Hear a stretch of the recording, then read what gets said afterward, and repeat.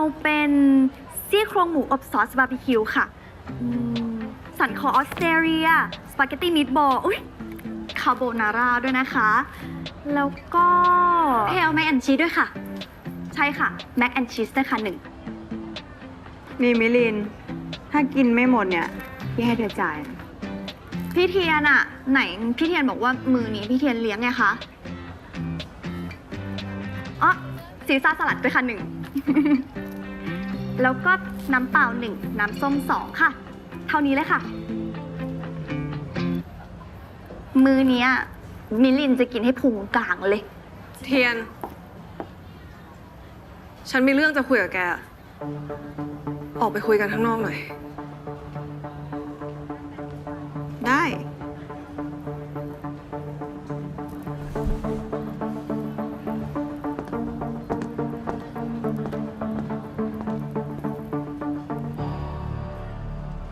เทียน แกก็รู้ว่าเรากับวังอุษนกรไม่ถูกกัน แล้วแกจะให้เราเจอกับเพทำไมวะ เอิญอาของฉันก็แต่งเข้าบ้านอุษนกรนะ แบบเนี้ยแกจะเลิกคบฉันเลยหรือไง มันไม่เหมือนกันปะ มันผ่านมานานมากแล้ว มันจบไปตั้งแต่รุ่นทวดแล้วหรือเปล่าวะ เราเพรู้ป่ะว่าเราคือใคร ไม่รู้ หรือว่าแกอยากให้เพลย์รู้ล่ะ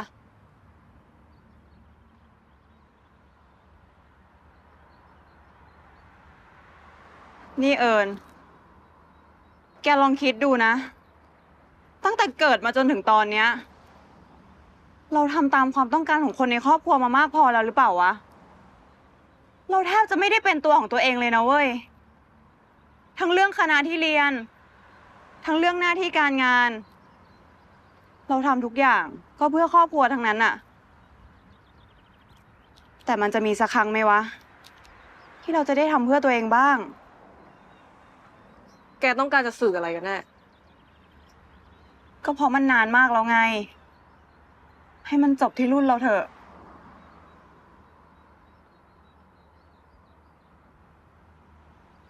หรือถ้าแกไม่ชอบน้องสาวฉันอะฉันจะไม่พาเพลงมาเจอแกอีกก็ได้นะ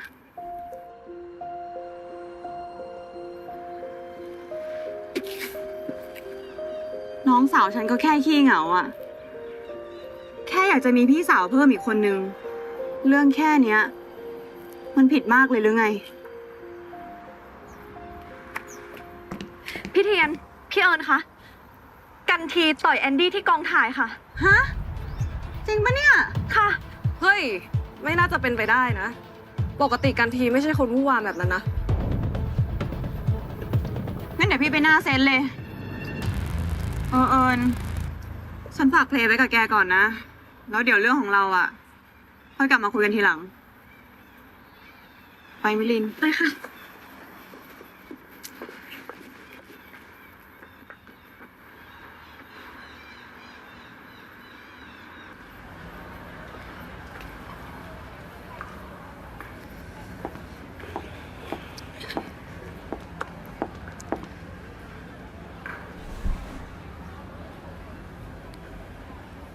สสวัสดีค่ะพี่เอิญ สวัสดีค่ะ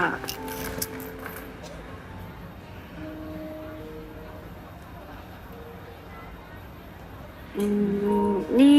พี่เอิญโกรธอะไรเพหรือเปล่าคะ โกรธเหรอคะ พี่จะไปโกรธอะไรคุณเพได้ล่ะคะ แล้วทำไมหลังจากวันนั้นพี่เอิญไม่เห็นใจดีเหมือนตอนที่อยู่ร้านอาหารเลย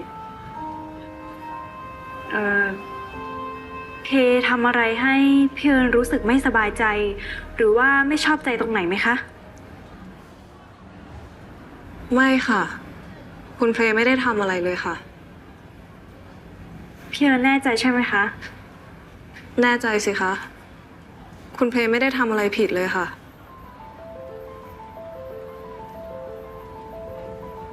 แล้วถ้าเพไม่ได้ทำอะไรผิดทำไมพี่เอิญไม่เรียกเพว่าหนูเหมือนเดิมล่ะคะทำไมต้องเรียกว่าคุณด้วย พี่ไม่อยากเรียกคุณเพว่าหนูค่ะ เพราะว่าเราไม่ได้สนิทกัน ถ้าพี่เรียกคุณเพว่าหนู จะเป็นการไม่ให้เกียรติคุณเพนะคะ แต่เพอนุญาตค่ะ ให้พี่เอิญเรียกเพว่าหนูได้ เพราะว่าเพสบายใจกว่าการที่พี่เอิญเรียกหนูว่าคุณมากกว่าค่ะ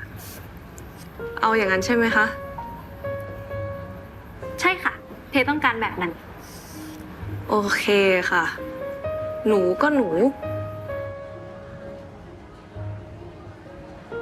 เหมือนว่าครั้งนี้พี่เทียนจะฝากเพไว้กับพี่เอิญคงต้องรบกวนพี่เอิญไปส่งเพที่บ้านอีกแล้วล่ะค่ะ อืม ฝนก็ทำท่าจะตกด้วยนะคะ โอเคค่ะ งั้นวันนี้พี่ไปส่งหนูนะ เย้ ดีใจที่สุดเลยค่ะ พี่เอิญน่ารักที่สุดเลย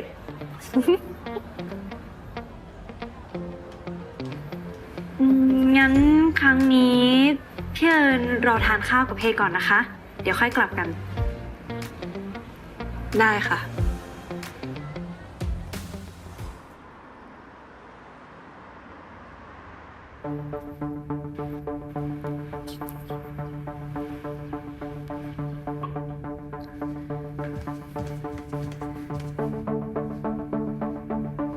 ปุกกี้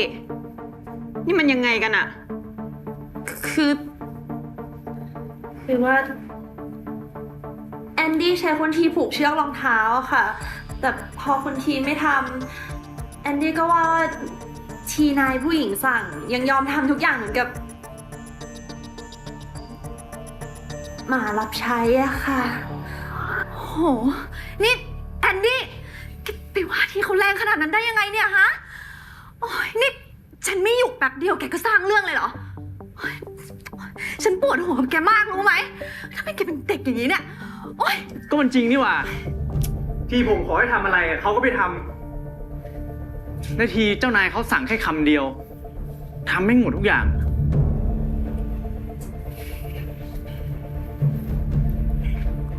คนที่มีพร้อม ประสบความสำเร็จอย่างคุณจะไปรู้อะไร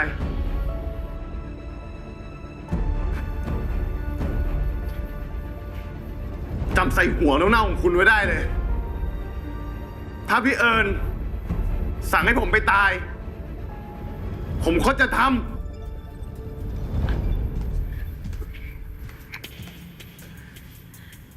เดี๋ยวพี่ไปดูทีเอง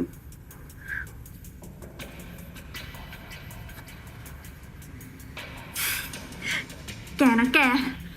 ดันไปจี้ปมทีเขาจนได้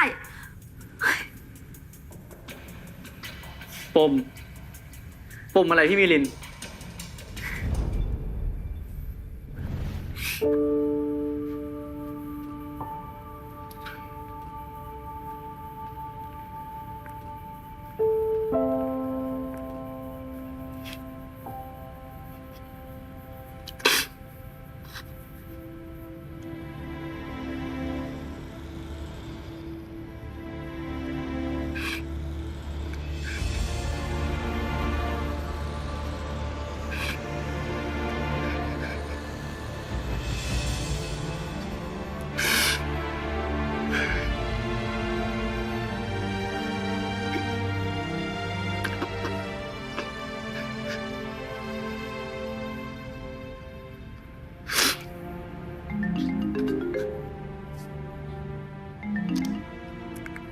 ฮัลโหลว่าไงที สวัสดีครับ โทรมามีอะไรเปล่า คือผมอยากขายบ้านให้พี่เอิญนะครับ บ้าน บ้านหลังไหน บ้านที่ผมอยู่ตอนนี้ นายมีปัญหาเรื่องเงินใช่ไหม พ่อผมเพิ่งเสียไปเมื่อ3 วันก่อน แม่ผมก็ต้องฉายรังสี ผมไม่มีเงินเลยครับพี่เอิญผมเลยอยากจะขายบ้านฝากไว้ที่พี่เอิญก่อนครับ แล้ว เมื่อไหร่ที่ผมมีเงิน ผมจะหาเงินมาให้พี่เอิญมาขอถ่ายบ้านหลังนี้คืน 10 ล้าน พอรักษาแม่นายได้ไหม บ้านผมราคาประเมินแค่6 ล้านเองครับพี่ ไม่เป็นไร ฉันยกให้นายเลย แล้ววันเนี้ยถ้าฉันทำงานเสร็จฉันจะไปเยี่ยมแม่นาย ขอบคุณครับพี่เอิญแต่ผ ผมไม่ขอเงินเปล่า ผมเรียนจบผมทำงาน ผมจะหาเงินมาถ่ายบ้านหลังนี้คืน ฉันไม่ได้ยกให้นายฟรีๆหรอกนะ เอางี้ ตอนนี้นายอยู่ปี 3 ใช่ไหม ปีหน้านายเรียนจบ นายก็มาทำงานกับฉัน แล้วฉันจะให้เงินเดือนนายเอง ส่วนเรื่องค่าใช้จ่ายต่างๆ นายตอบแทนฉันด้วยการทำงานให้ฉันอย่างซื่อสัตย์ก็พอ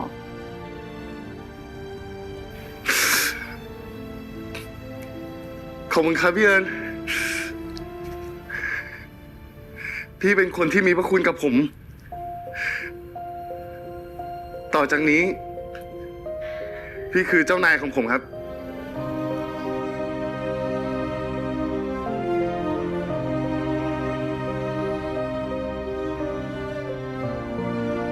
ถ้าผมเจอคนแบบพี่เอิญ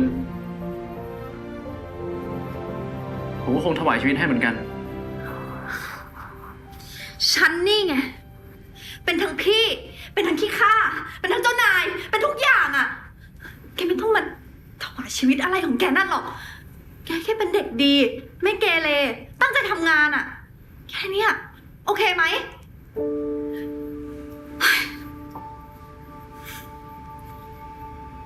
แต่พี่มิลิน ผมอยากขอโทษเขาอะ กันทีอะเหรอ เขามีวุฒิภาวะพออารมณ์เย็นลง เขาก็กลับเป็นคนนิ่ง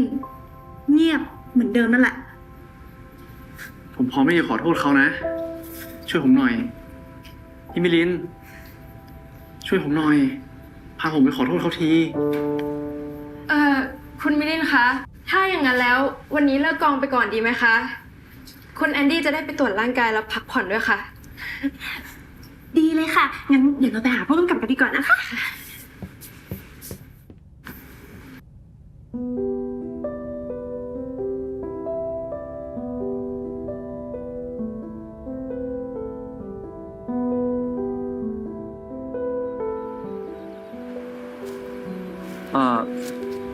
คือ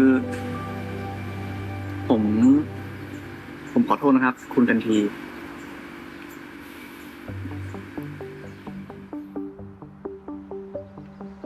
ถ้าเลิกกองแล้ว ผมขอตัวกลับก่อนนะครับ เอ้ย ไม่ได้ครับ อะไร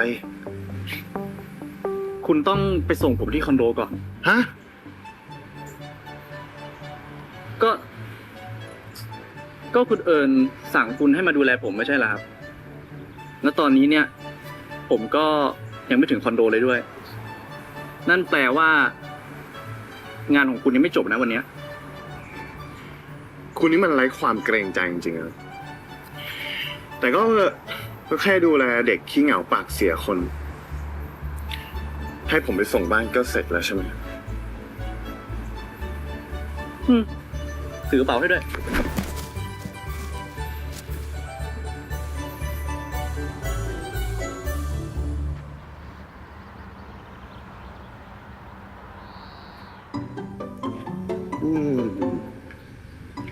นานๆออกมาเดินข้างนอกบ้างก็ดีเหมือนกันนะ สดชื่นดีอ่ะ ถ้าเกิดว่าคุณชายชอบซินีอ่ะจะพาคุณชายออกมาเดินทุกวันเลยนะคะ แก่แล้วเนี่ยมันก็ไม่มีอะไรดีเลยเนาะ อืมเธอเสียใจไหมอะที่ต้องมาแต่งงานกับคนแก่อย่างฉันนะ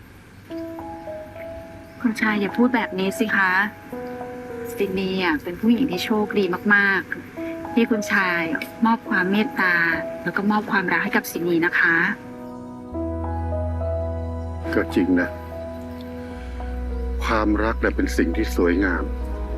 ถ้าถูกคนถูกเวลา คุณชายคะ คุณชายพอจะทราบความจริงไหมคะ ว่าเกิดอะไรกับท่านป้า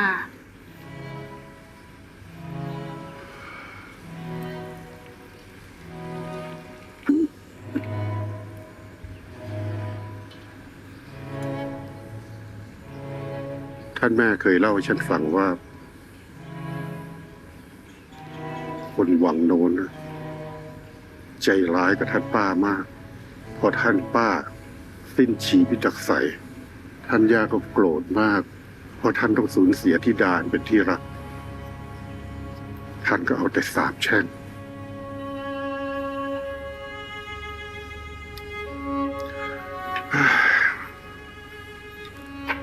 ส่วนท่านพ่อของฉันนะ ท่านก็ตัดขาดไม่คบหาสมาคมกับคนวังโน้นเลย ท่านจะทำทุกวิถีทางเพื่อจะขัดขวางธุรกิจของคนวังโน้น เท่าที่ท่านมีโอกาส เป็นแบบนี้นี่เอง คุณปรวีถึงได้ตัดสินใจไปรับราชการทูตอยู่ที่ต่างประเทศ ปรวีอ่ะเขาเป็นคนรักสงบ แต่เขาก็ขัดคำสั่งท่านพ่อของฉันไม่ได้ เขาก็เลยต้องไป กรรมก็เลยตกมาที่คุณเพลย์คนดีของซิดนีย์ที่จะต้องห่างความรักจากพ่อแล้วก็แม่ เธอจำไม่ได้เหรอเมื่อตอนเด็กๆอ่ะเพลน่ะไม่ยอมห่างวังนี้เลยนะ ขนาดพาไปอังกฤษไม่ถึง5 วันอ่ะ ก็ต้องรีบพากลับมา แต่พอมาอยู่ที่วังนี้ ได้มาพบปะ ท่านป้า เธอก็มีความสุข และก็ไม่ร้องไห้โยเยอีกเลย คุณชายคะซิดนีย์สงสารคุณเพลย์จังเลยค่ะ เมื่อไหร่ความแค้นในอดีต มันจะจบลงสักทีคะ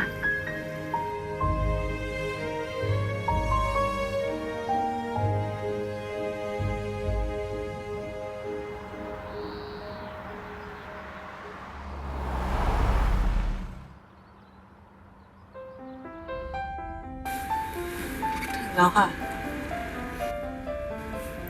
ขอบคุณค่ะ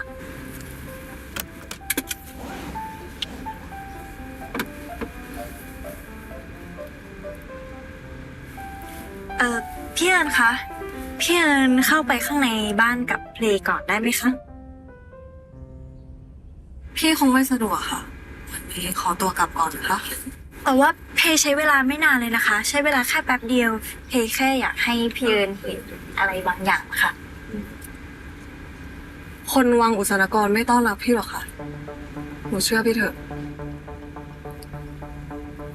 ทำไมจะไม่ต้อนรับล่ะคะ ก็เพชวนพี่เอิญอยู่นี่ไงคะ ก็คุณเพลไม่รู้ยังไงล่ะคะว่าพี่เป็นใคร คุณอีกแล้ว แล้วพี่เอิญเป็นใครล่ะคะ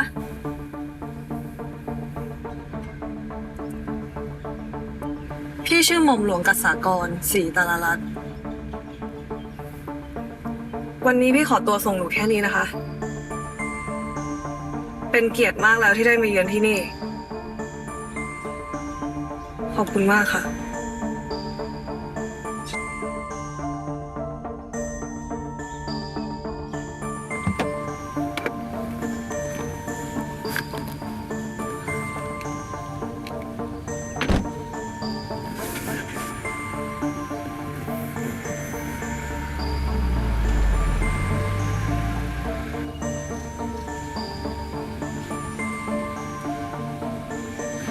ศรีตาลรัตน์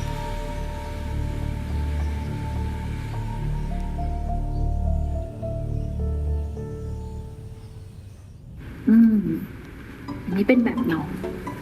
เพราะแบบหนองก็ดีนะคะ มันจะง่ายกว่า กลับมาแล้วค่ะ คุณปู่ คุณซีนี เป็นไงบ้างล่ะฮะไปทานข้าวกับพี่เทียนมานะ สนุกไหมเนี่ย ปู่กำลังจะทำโรงเรือน เพื่อที่จะเพาะว่านหายากนะ ถ้าหนูว่ามาช่วยปู่เลือกหน่อยว่าจะเอาว่านอะไรลงดี เดี๋ยวเพขอหาข้อมูลก่อนนะคะ แล้วจะมาบอกอีกทีหนึ่ง อืม ส่วนเรื่องทานข้าววันนี้ ก็ปกติดีค่ะ ไม่ได้มีอะไรพิเศษเหมือนเดิม คุณชายคะ หืม ถ้าเป็นว่านตัวนี้นะคะ รักไม่สม ปู่ หวั คะ งหืม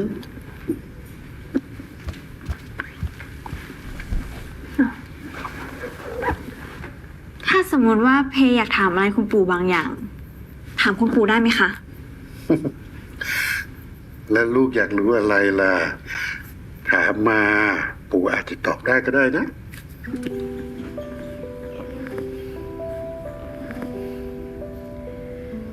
ทำไมเราถึงต้อง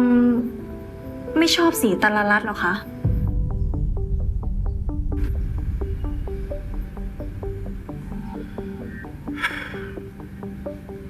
เพราะคนวังนั้นน่ะ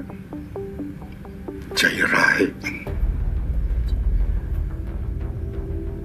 ทำไมถึงใจร้ายล่ะคะ เราเขาใจร้ายกับใครคะ คนที่อยู่ในรูปนั้นไงที่หนูไปยืนคุยด้วยกับทุกวันน่ะ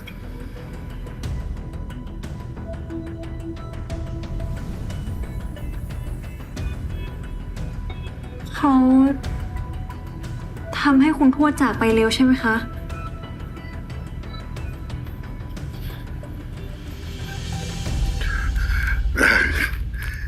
เอาไว้เมื่อถึงเวลาเดี๋ยวหนูก็รู้เองอะนะ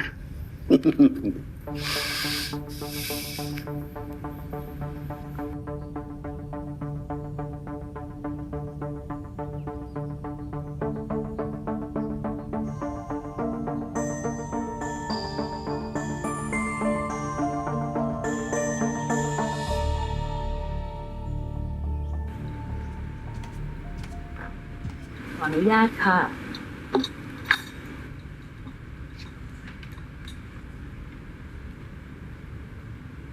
หางานทำจนดึก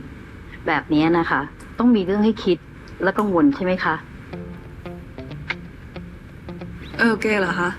ใช่ค่ะ เกรดิฟมาจากประเทศศรีลังกาค่ะ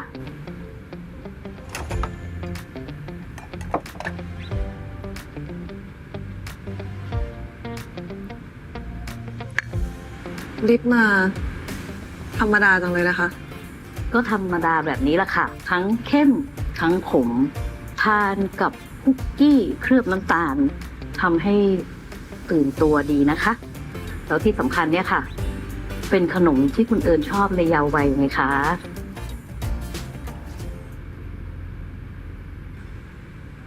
ป้าแจงเล่าเรื่องท่านย่ากับคนรักของท่านให้ฟังหน่อยสิคะ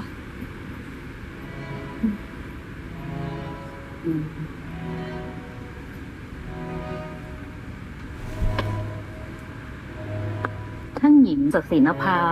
และท่านหญิงเพียงละวี ท่านทรงรักใคร่สนิทสนม เกินกับคำว่าเพื่อนนะคะท่านหญิงเพียงละวีเนี่ยนะคะ เกือบจะได้เป็นสะใภ้ของวังศรีตรารัตน์ของเรานะคะ แต่เมื่อก่อนเนี่ยค่ะ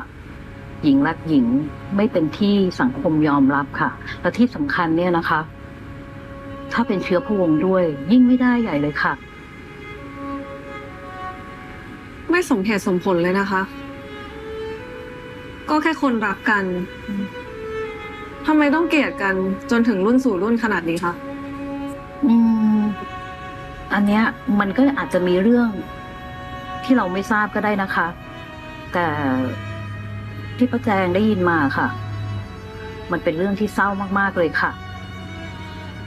เศร้ายังไงเหรอคะ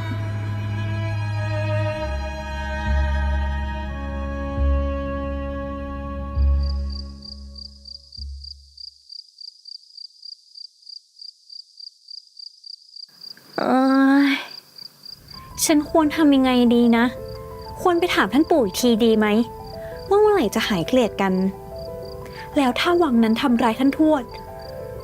จะโกรธเราไหมที่ใจอยากจะคบหากับคนวังนั้น โอ้ย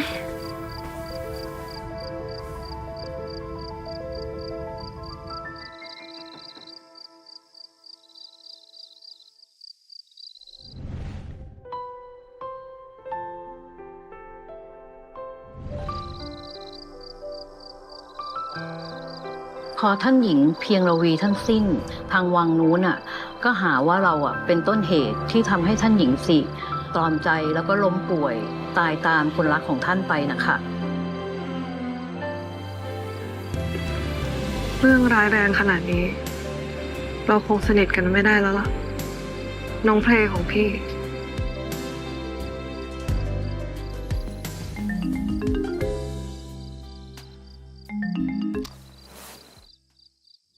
ว่าไงคะก้อง คืนนี้พระจันทร์สวยจังเลยนะครับ จะโทรมาเรื่องงานประเมินของแอนดี้ใช่ไหมคะ รู้ทันตลอดเลยนะครับ ใช่ครับ งานของเราดำเนินไปได้อย่างดี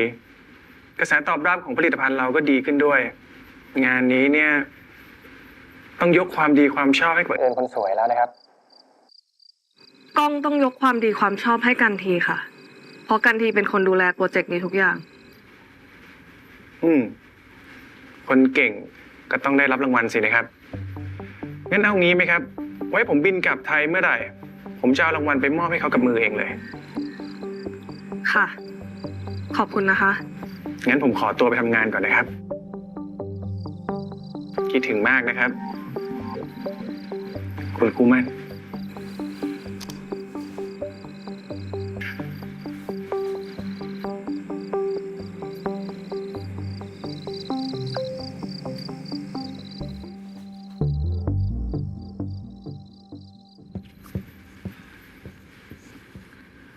2:35 นาทีตารางนัดที่นัดไว้กับมิสซินดี้ไว้ที่เราจะลงไปเลยไหมครับ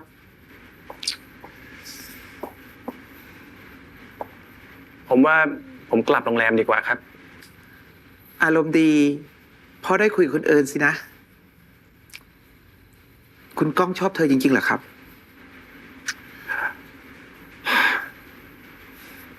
เธอก็เหมือนเพื่อนในวัยเด็กของผมนะครับ เราสนิทกันมาก คุณพ่อคุณแม่ของเราเนี่ยมั่นหมายกันไว้ตั้งแต่ตอนเรายังเล็ก แต่เท่าที่ดูเนี่ยผมก็ยังไม่เห็นผู้หญิงคนไหน ที่มีคุณสมบัติเพียบพร้อมเหมาะที่จะเดินคู่กับผมในแวดวงสังคมแบบนี้ ถ้าอย่างนั้นผมยกเลิกนัดมิสซินดี้เลยนะครับ ยังก่อนดีกว่าครับ เพื่อผมเบื่อผมจะได้เรียกเธอมา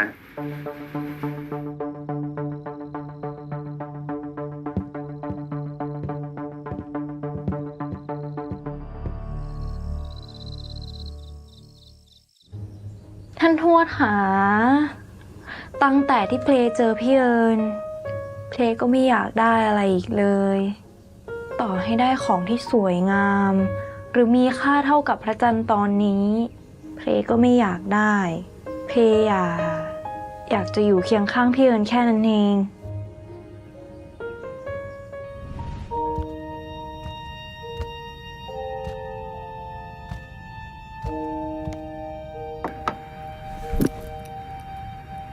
พี่หญิงวีมาวังศรีตรรัตน์ครั้งแรก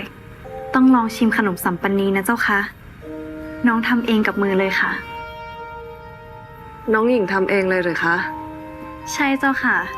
น้องเป็นคนที่ชอบทำขนมและอาหารมากๆสำหรับข้าวหวานที่นี่ส่วนใหญ่ น้องเป็นคนทำเองหมดเลยค่ะ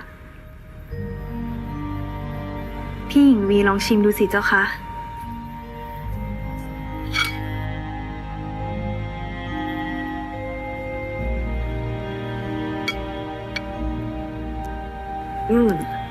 อร่อยเสียจริงค่ะ อร่อยกว่าที่วังของพี่อีกนะคะเนี่ย ถ้าอย่างนั้นก็ต้องมาบ่อยๆนะเจ้าคะ พี่ไม่ค่อยได้ออกจากวังหรอกจ้ะ โดนแดดโดนลมนิดหน่อย ก็ป่วยแล้ว พี่หญิงไม่ต้องกังวลพระทัยหรอกเจ้าค่ะ พี่หญิงมาไม่ได้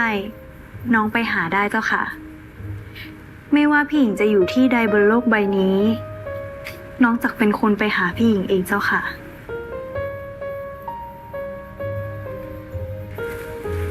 ดอกกุหลาบจากวังอุษนากรวังคะ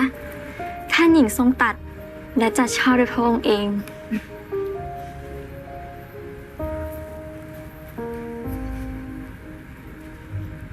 พี่ขอมอบให้น้อง มันอาจจะไม่ได้ดีเท่าขนมที่น้องทำให้พี่ แต่ช่อกุหลาบนี้ พี่ใส่ความรักและความจริงใจ ให้น้องหญิงของพี่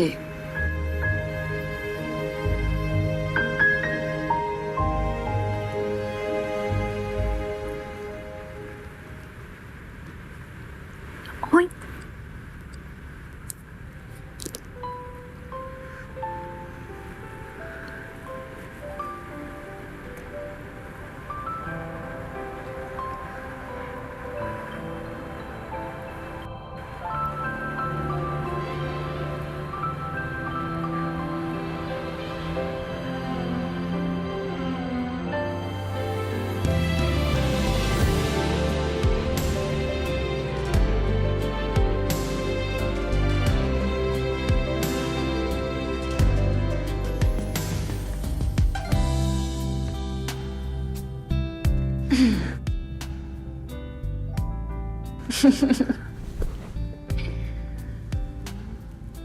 ซินีอยากเห็นคุณเพยิ้มมีความสุขแบบนี้ทุกวันเลยค่ะ เพมีความสุข เพราะว่ามีคุณซินีอยู่ข้างๆค่ะ ถ้าเกิดว่ามีความสุข ต้องรีบไปอาบน้ำแล้วก็ลงไปรับข้าวเช้าได้แล้วค่ะ เพยังไม่หิวเลยอะค่ะมาลงไว้ได้ไหม ไม่หิวไม่ได้ค่ะคนดี มื้อเช้าเป็นมื้อที่สำคัญแล้วก็มีคุณค่าที่สุด ถ้าเกิดว่าดื้อซินีเพี้ยนนะคะ กลัวแล้วค่ะ กลัวแล้วค่ะ คุณซินีไปดูแลคุณปู่เถอะค่ะ เดี๋ยวเพตามลงไป รับรองไม่ดื้อแน่นอน ดีมากค่ะ รีบตามลงไปนะคะ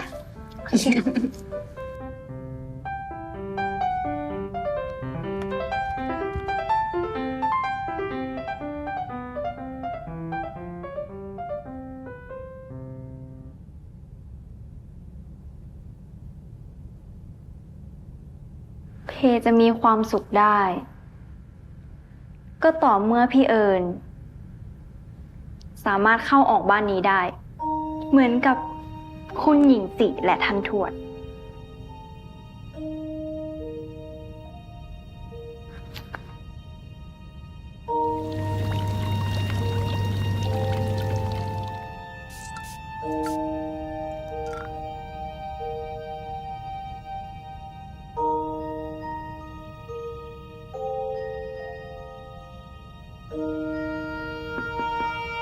ขออนุญาตค่ะคุณเอิญ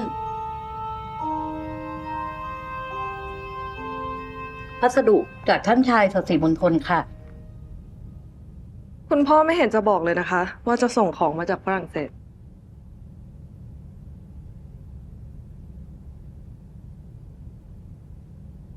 พ่อไปออกแบบโรงแรมแถวถนนมาโซ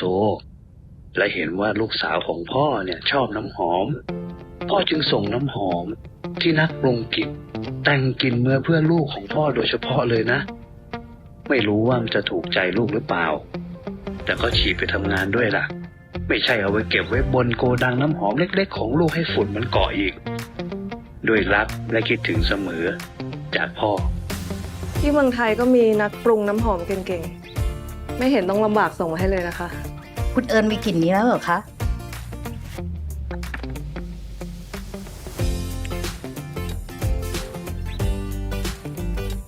มีแล้วค่ะ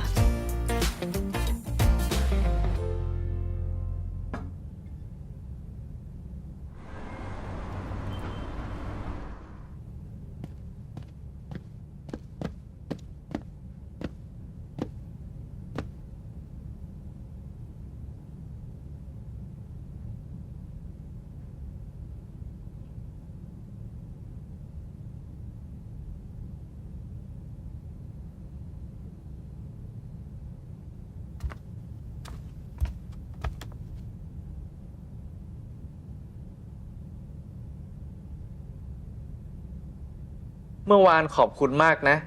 คุณการที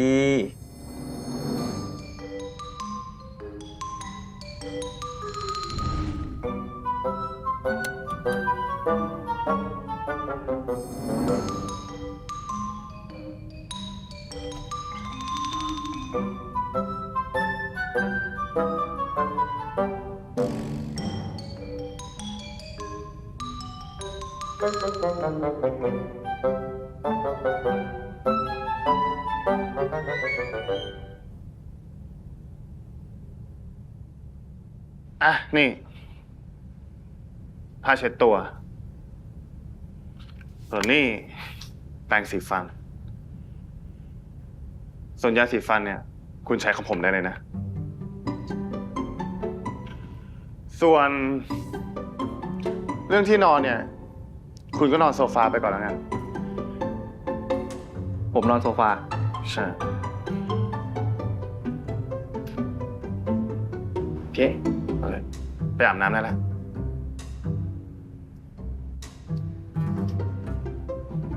โอ้ยผมหิว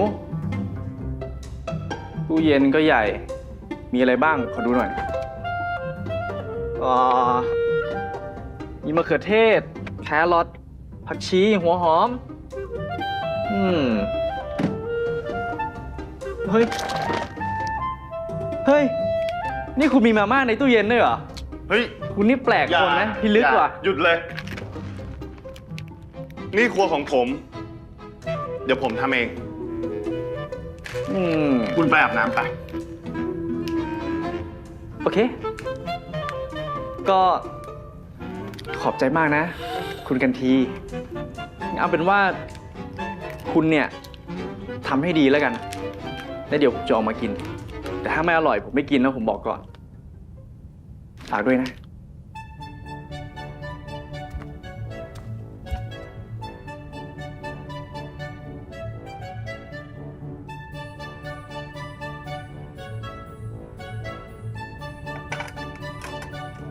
หอมจังเลย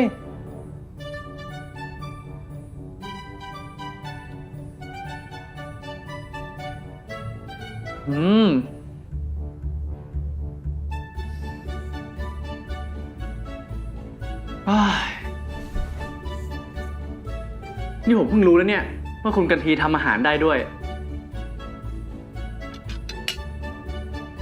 จะกินแล้วนะครับ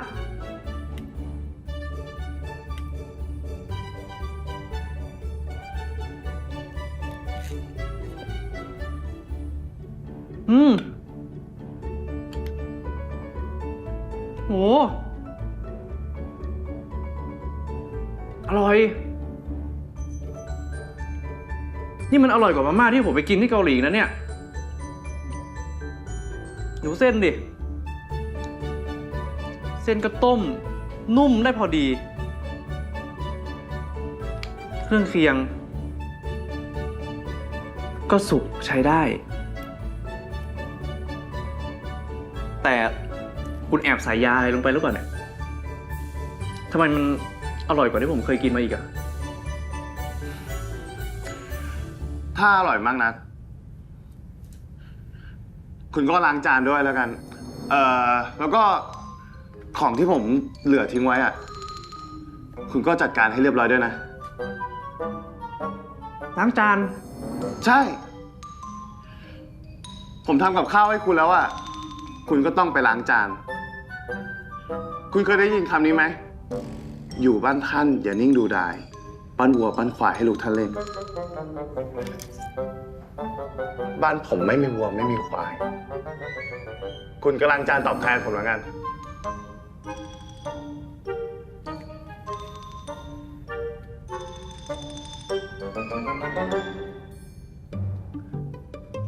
ล้างจานให้สนุกนะครับ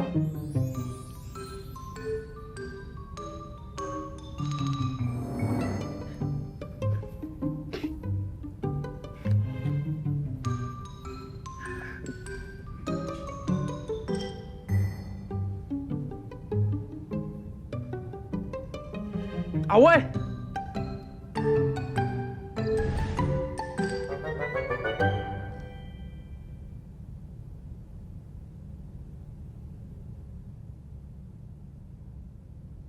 มรู้นะ การที่คุณเอาของทั้งหมดใส่ตู้เย็นเนี่ย มันเป็นการป้องกันไม่ให้มดเข้ามาเจาะกินไข่ใช่ไหมล่ะ คราวหลังเนี่ย ผมก็ต้องมาบ้านคุณบ่อยๆซะละ มาพร้อมกับที่กำจัดปลวก อิ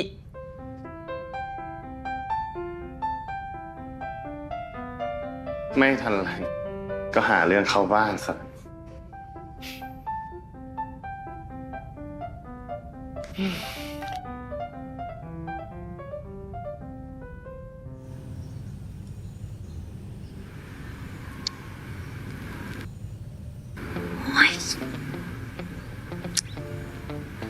ถังก็ยิ่งยุ่งอ่ะ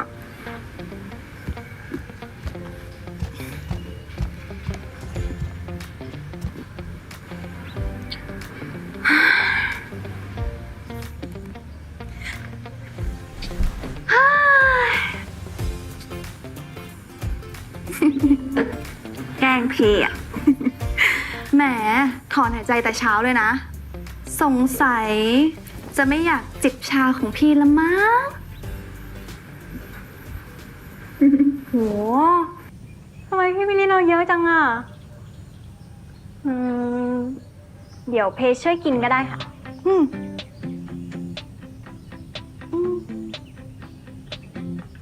เพกลิ่นอะไรอะหอมมากเลย อ๋อ เพให้ตาเตรียมเทียนอบไว้ค่ะ วันนี้จะทำขนมกัน ตา เอาชาไปชงหน่อย ค่ะคุณเพล ฝากด้วยนะ นี่เพพี่เห็นเพถอนหายใจแต่เช้าเลย ช่วงนี้มีเรื่องไม่สบายใจหรือเปล่า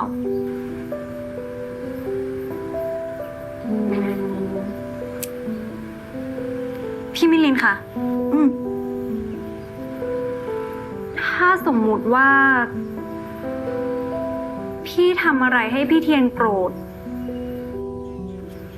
แบบว่าเขาไม่ยอมมาเจอหน้าเลยอะเป็นพี่จะง้อพี่เทียนยังไงคะ พี่เหรอ พี่ก็คงจะง้อเทียนด้วยขนมอร่อยๆ ความอร่อยเนี่ยจะทำให้เทียนหายโกรธ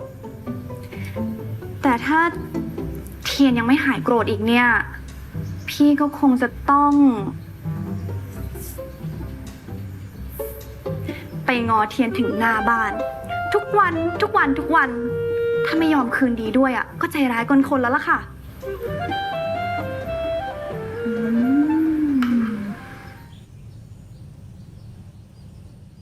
ดูท่าว่าวันนี้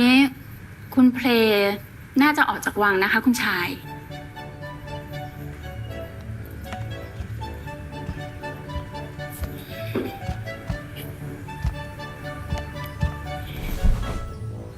แต่ช่วงนี้ดูคุณเพลเธอแปลกๆไปนะคะ เดี๋ยวก็ดูเศร้า เดี๋ยวก็ดูมีความสุขนะคะ มันไม่แปลกหรอกสิดี คนกำลังมีความรักน่ะ มีความรักเหรอคะ แล้วทำไมคุณชายดูไม่ร้อนใจเลยล่ะคะ ไม่ได้ละ เดี๋ยวซินีจะไปสอบถามเองค่ะ เดี๋ยวสินี่นี่พอมีอะไรมา แต่ยายเพลนิดๆหน่อยๆนะ เธอก็กลายเป็นจงอางหัวไข่ใช่ คุณชายคะซินีเลี้ยงของซินีมาซินีก็ต้องห่วงก็ต้องรักเป็นธรรมดาสิคะ สินีอะไรมันจะเกิดมันก็ต้องเกิดนะกงล้อแห่งกรรมอ่ะถ้ามันเริ่มหมุนแล้วอ่ะมันหยุดไม่ได้หรอกกฎแห่งกรรมอ่ะฉันเชื่อว่ามันเที่ยงธรรมเสมอ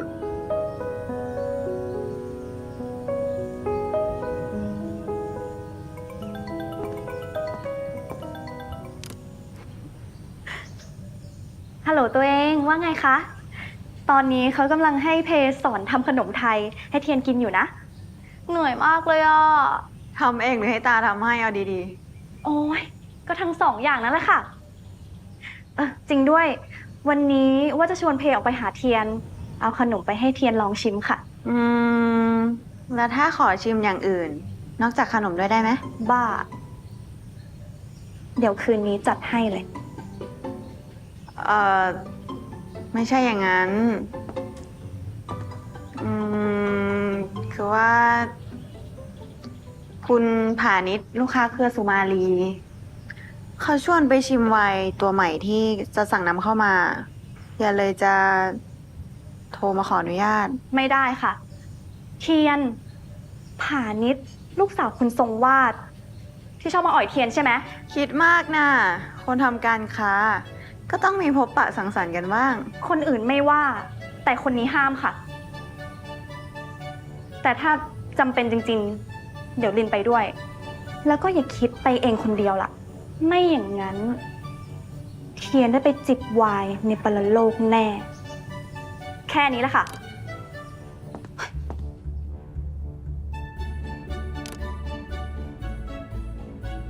คุณผานิชคอนเฟิร์มนัดเรียบร้อยค่ะ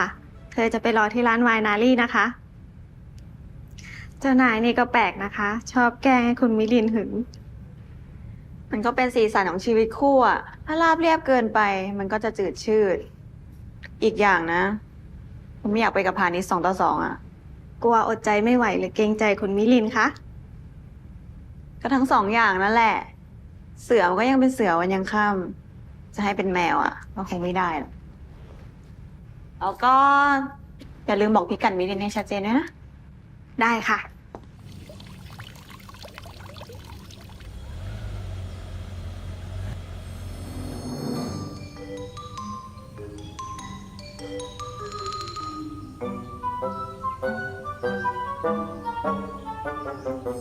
นั่นใครน่ะ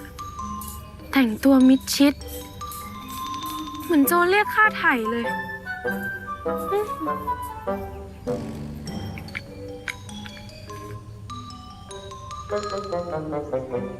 มาหาใครคะ คือมาหาพี่เอิญค่ะ ได้นัดไว้หรือเปล่าคะ ไม่ได้นัดไว้ค่ะ ถ้าอย่างนั้นก็เข้าไม่ได้ค่ะ ทำไมล่ะคะ คุณเอิญสั่งไว้ว่าถ้าไม่ได้นัดก็ห้ามเข้าพบค่ะ งั้นฉันจะรอจนกว่าพี่เอิญจะให้เข้าพบค่ะ ค่ะ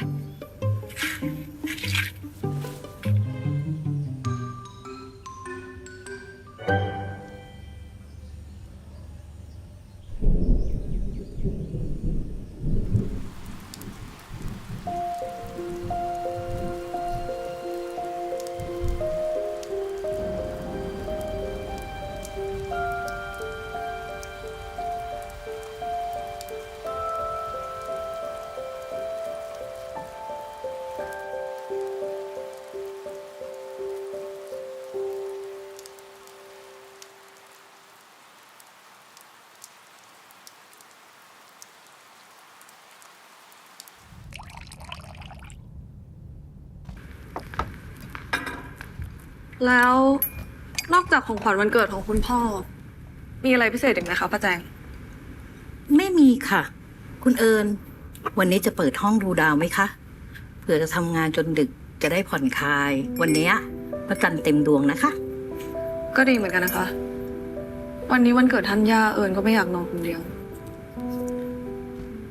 ผู้หญิงไหนก็ไม่รู้อะไรก็ไม่ไปพูดก็ยังไม่รู้เรื่อง เป็นอะไรอะสาลี่ ไปกินรังแตนที่ไหนมาเนี่ย ผู้หญิงที่ไหนก็ไม่รู้ ไล่ก็ไม่ไป แถมบอกอีกด้วยนะคะว่ามาหาพี่เอิญ เราถามชื่อเขาหรือเปล่าล่ะ ไม่ได้ถามค่ะ แต่พอไล่ไปเขาก็บอกว่าเขาชื่อพา เพลินอะไรนี่แหละค่ะ เท ไปสิ คุณเอิญคุณเอิญมาลงค่ะ ป้าแจงลนหนูจะมาทำไมไม่บอกพี่เอิญเขาคนดีไปเข้าไปข้างในกันค่ะป้าแจงเตรียมเครื่องดื่มอุ่นๆไว้ที่ห้องรับรอง ได้ค่ะคุณเอิญ อดทนหน่อยนะคะอดทนหน่อยนะคะเดี๋ยวไปอาบน้ำห้องพี่นะ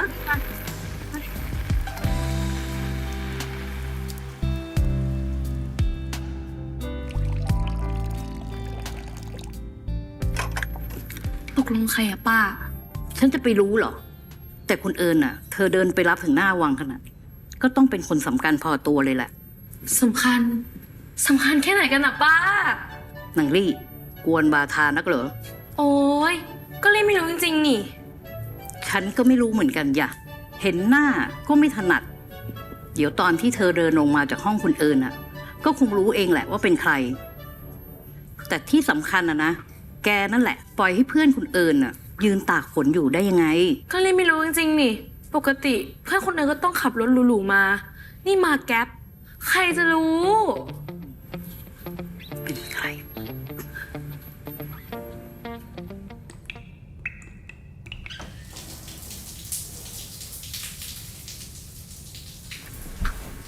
พี่เอาเสื้อผ้าพี่กับผ้าขนหนูวางไว้ตรงนี้นะคะ ขอบคุณค่ะ ได้แช่น้ำอุ่นๆเดี๋ยวก็คงสดชื่นขึ้นค่ะ อย่าลืมสระผมด้วยนะคะ เดี๋ยวไม่สบาย ได้เลยค่ะพี่เอิญ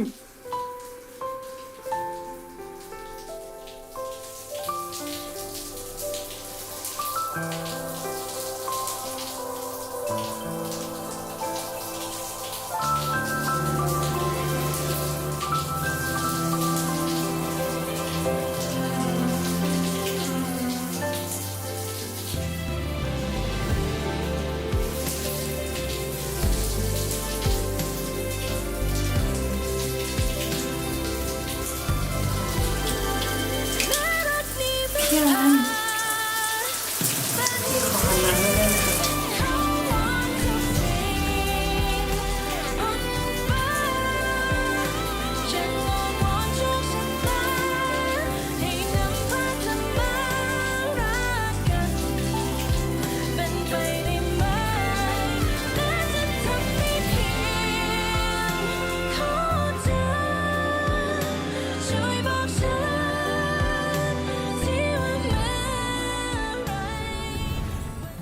คุณเพจจะเป็นท่านหญิงศาสีนภา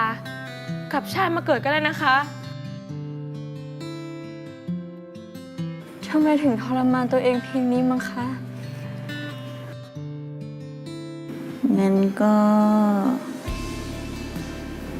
ไม่ต้องอาบน้ำ พี่เอิญคิดว่าพระจันทร์ที่นี่สวยมากไหมคะ พี่ว่ายิ่งดึกท้องฟ้าจะยิ่งสวยนะ แล้วไหนบอกว่ารักพี่ไง อย่าทะเลาะกันนะคะ พี่เพียรหยุดก่อน